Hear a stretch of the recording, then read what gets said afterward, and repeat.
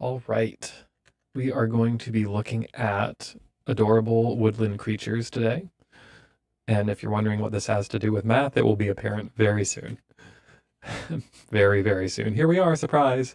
We're talking about coupled differential equations in this video. So this is where we have multiple variables that influence each other. That's what coupled means, is that the equations feed into each other and one affects the other. So that's our situation.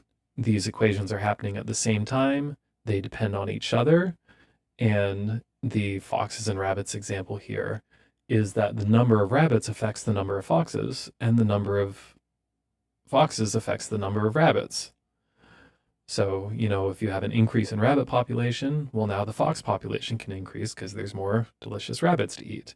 But then as the number of foxes increases, there's more predation, so the number of rabbits decreases in response to that. But then as the number of rabbits to eat goes down, then foxes go hungry, and so there's less fox. And then as the fox population decreases, then there's room for more rabbits, and hopefully you have this sort of stable dynamic equilibrium in your ecosystem where it oscillates around a sustainable value, ideally. Does this actually happen in reality? Well, the world is a complicated place, but we can model it mathematically and understand how these sorts of coupled systems that affect each other, how they interact and how they evolve over time. So here's our coupled system. We'll be working through this example over the course of the video. F will be our number of foxes, R will be our number of rabbits. I hope that is transparent to y'all. And this is going to be a linear coupled system. What I mean by linear in this case is that I don't have higher powers, or I don't have other functions of the variables. It's not like I'm saying, for example, yes, the number of foxes depends on the sign of the number of rabbits. That would not be linear. But if I say the rate of change of fox population is directly proportional to the number of rabbits, okay, sure. That is then a linear response because you have this direct proportionality. It's just rabbits times some coefficient. Are there nonlinear coupled systems? Yes, absolutely. They're even very important physically, especially in engineering. A lot of engineering systems are nonlinear. And so developing, okay, this is starting to be a digression. Long story short, today we're looking at linear. Nonlinear systems are an important thing. We can look at that another time. So we have these four constants, A, B, C, and D. These are constant numerical coefficients that describe how the number of foxes and how the number of rabbits affects the rate of change of the number of foxes and the number of rabbits. I said linear algebra was going to come back. It's back. It was barely gone at all. We hardly missed you. I actually missed it quite a lot. One whole video without matrices. Well, we're going to make up for that now. The power of this approach, if you look at this already starts to look like some of those algebraic matrix equations we were dealing with in the previous weeks. You're like, okay, this looks kind of like a matrix of numbers, right? A, B, C, D, and I have some variable, and I have some other variable, so maybe I can make a vector out of those variables, and that is exactly what we are going to do here. So without further ado, let's do that. That worked better in my head. Sorry. Okay. What's really great about this is we can write it as a matrix equation and then use our tools of eigenvalue analysis to produce solutions from the matrix approach in a way that will actually be much easier and faster than trying to solve all this stuff directly by integration and who knows whatever other calculus tricks you might have to bring to bear. We are going to try to solve this by algebra instead of calculus, and I argue that that is a good thing. Now, for those who have completed a differential equations course, I am very aware that this whole Wait, what is happening? Eigen what? Why are we eigening differential who now? Like, this is an experience that we all endure, myself included, in our differential equations course. I do hope that by the end of this video, you'll be like, okay, actually, this isn't terrible. It might even be kind of cool. So we're going to attempt to solve this coupled system of differential equations by algebra. That's the goal.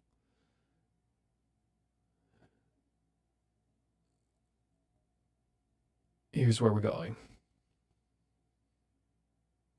First, we want to convert this thing into matrix form. So exactly as I threatened earlier, we have our matrix of coefficients, A, B, C, and D, and now we write this as a vector equation, where one of our vectors is the derivative vector, the rates of change of the variables, and the other vector is just the variables themselves, in this case, foxes and rabbits. And our coefficients, again, describe the intensity of the connection between the number of foxes and rabbits and the rate of change of foxes and rabbits. And my vector, y vector here, is f and r. So this thing here is what I'm referring to as y vector.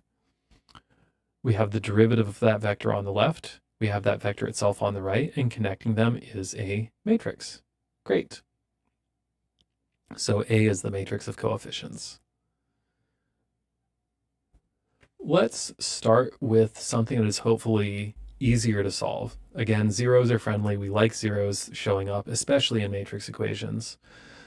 And I mentioned earlier that we can have equilibrium in these systems where the rates of change are zero because the different factors cancel each other out. All right, well, in that case, let's solve this and see what happens. Equals 0, equals 0, and now you solve just by doing algebra, by doing no calculus, no fancy integrals, no nothing, just algebra. When you substitute this in, this number of foxes solution in to the number of rabbits equation, and you combine like terms, this familiar face pops up. AD minus BC. How does that relate to the numbers that we have and to the matrix that we have? And I hope that at this point you're saying determinant, because that is absolutely correct. There is a relationship between the determinant of the coefficient matrix and the existence and types of solutions that exist to this equation. So if the determinant is 0, then you are able to find non-trivial solutions to the coupled equations. The trivial solution is everything is 0 forever, which is absolutely true. That sure does solve things. If nothing happens, then nothing happens.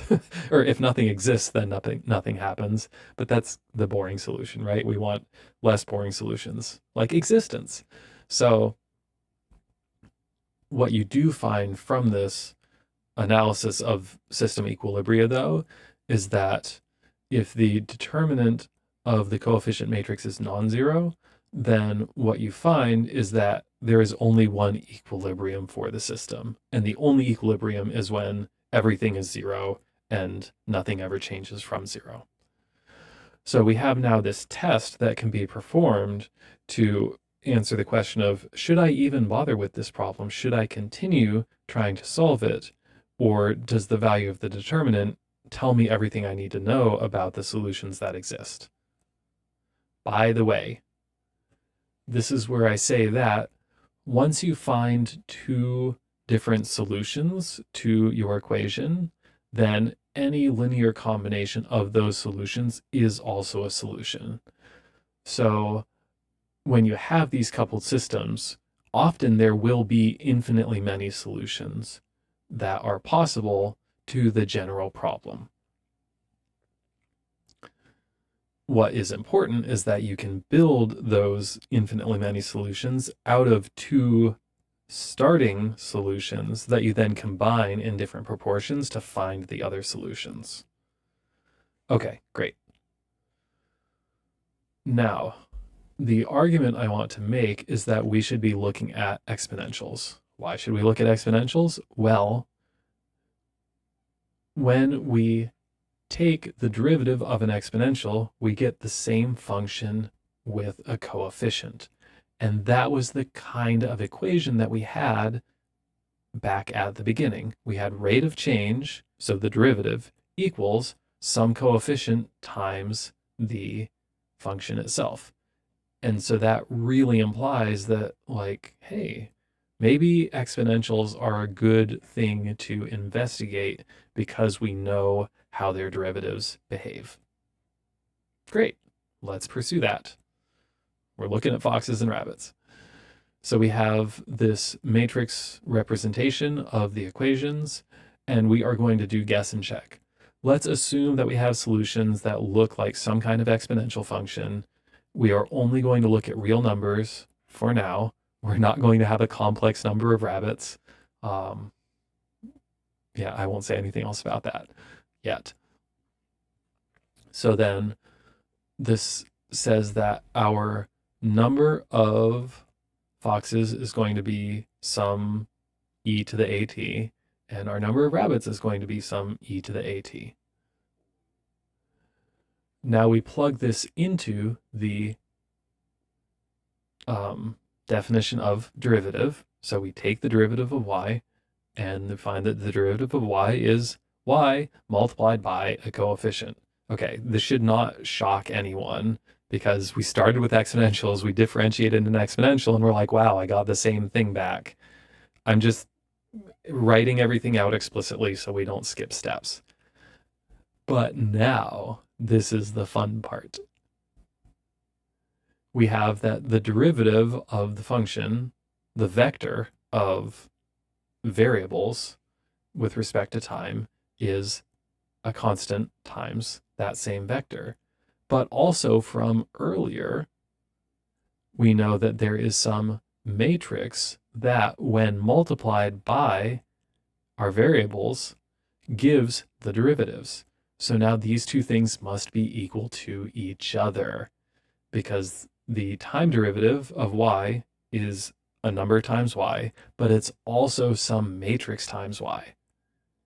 And this is where we're like linear algebra, because that means that, again, two things equal to the same thing or equal to each other. Matrix times vector equals some constant number times that same vector. And this means that this is an eigenvalue problem.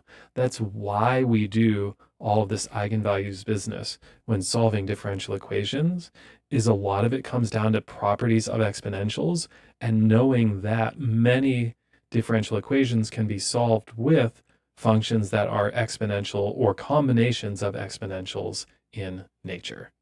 Ta-da! This is great. This is actually very cool. So let's put this into practice. We are going to say, I'm looking for an exponential solution. And I am going to have a vector that collects my variables, and each one of those variables changes exponentially in time. And the values that go into this expression are going to be the eigenvalues and the eigenvectors of the matrix of coefficients from the original differential equations. So what we've done here is we've converted a differential equation into an algebraic equation. This is a reduction in the difficulty of the problem, and that's why this is great. We will look at some additional complexities, pun very much intended, hint, later. But for now, we will start with real numbers and we will start with linearly independent solutions and not make things harder than we need to yet. Okay, I promised a solution to the foxes and rabbits problem. Let's get to it. I've put in some specific numbers here, so we're going to get a little bit more concrete about this. We have that the number of foxes increases with the number of foxes, because foxes reproduce, so more foxes make more foxes. And it is going to also increase even more so as the number of rabbits go up, because more rabbits is more food for foxes. But then the number of rabbits will decrease based on the number of foxes. So there's our predation mechanic. And the number of rabbits will really increase based on the number of rabbits because, I mean, we're all adults here. Rabbits are very prolific reproducers, right? This is what they're known for. So, so now we convert this thing into matrix form to see the solution that we have, or to find the solution, rather. And so where the solution will come from is from this matrix of coefficients. We write down our matrix. Here it is. And of course, I can solve this. You can solve it too.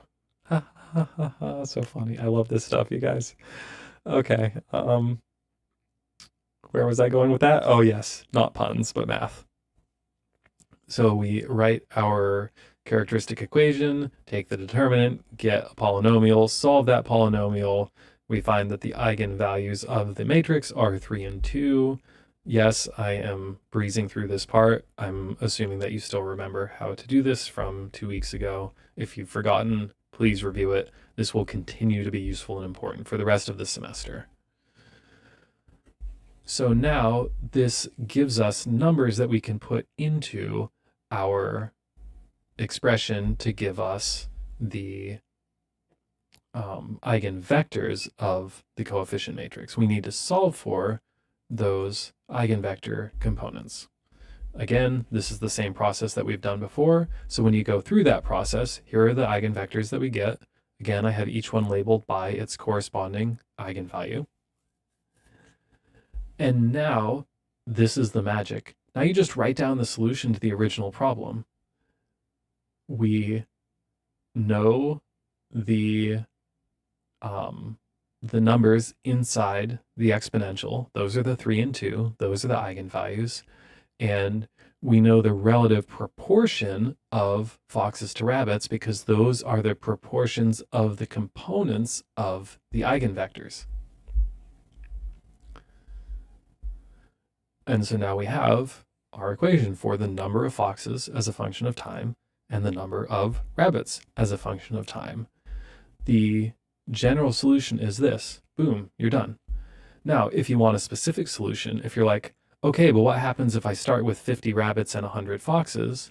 Then you would plug in those values at t equals 0, f equals whatever numbers I just said. I already forgot. I'm a goldfish.